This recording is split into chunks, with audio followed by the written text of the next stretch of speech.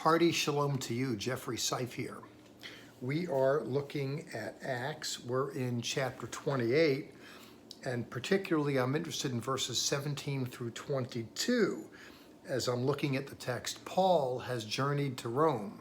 Actually, his ticket was paid courtesy of the empire. He got arrested, and they brought him there. And we're at a place here where Paul uses his influence not long after arrival, and in verse 17 he calls together what we refer to as the prominent Jewish leaders. And then noted in the text by Luke is that they gathered together. Now Paul here is able to use his influence. Word gets out, and the elite Jewish communal leaders in Rome here then come to him. Now, what kind of person can do that? And by that I mean send out a message and then gather together prominent people. Paul must have been somewhat prominent in his own right. I mean, what do the Jewish leaders of Rome care about some prisoner that's brought to the capital city?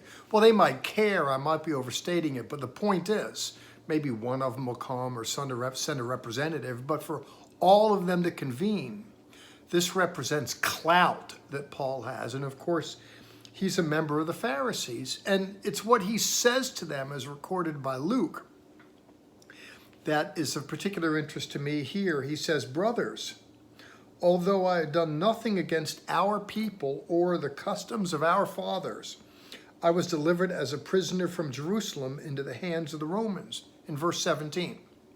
Now, today, Paul is represented in churchdom as, he just said, forget the Jews, the Torah, just trash it.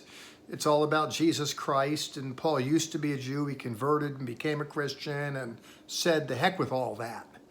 That's the way people read Paul. And I can understand there's renderings in Paul's writings that could lend itself to something akin to that. The problem is that when Paul speaks in his own voice, he says something different about who he is and what he's all about in the world. He says, I have done nothing. He says, I have done nothing against our people or the customs of our fathers. That is to say, in Paul's mind's eye, he is not discrediting or disgracing Jewish experience. Now, Paul is often read to be discrediting and disgracing Jewish experience. And Christian history and theology has always lent itself to that. You can have, you go down the street, there's St. Paul Lutheran, St. Paul Baptist, St. Paul Methodist, St. Paul Episcopal, St. Paul Catholic Church. Everyone has his name, but they don't necessarily represent his values. Certainly in relationship to the Jewish people, because most have opted for a replacement motif that disparages, that pushes away on Jewish people and experience. Paul speaking, either he's being disingenuous here, that is to say he's lying. He gathers the Jews together, hey guys, I'm all about you, it's one big misunderstanding. Either Paul is lying when he says that, or there's a mistake in the way we perceive Paul. Now, by the way, I'm not inclined to call Paul a liar. That is to say, when he says that he himself is minded to be disrespectful of Jewish people and custom, when he says that, I think he means it. I think the problem is the church historically has not taken that stance and has seen something different and argued forcefully for something different, a replacement motif. Paul himself lived and died as a Jew. Paul was never against Jews accepting Jesus and living and functioning as Jews.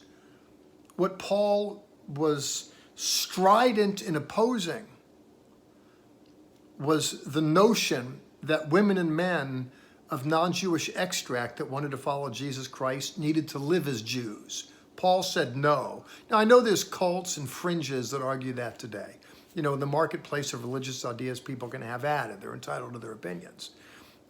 Some today say, oh yeah, you got to live as a Jew to be a good Christian. I mean, that's just nonsense at the end of the day. Well, moving on, and as he's reflecting on his own experience, he says, he's there, he's been arrested, he was released, but they wanted to release him. But in verse 19, Judean leaders protested, with the net result that he was forced to appeal to Caesar, which then resulted in his being sent off to Rome. He goes on to say in verse 20 something else that I want to alight upon before I pivot out of this, and that is, he says that he is all about the hope of Israel.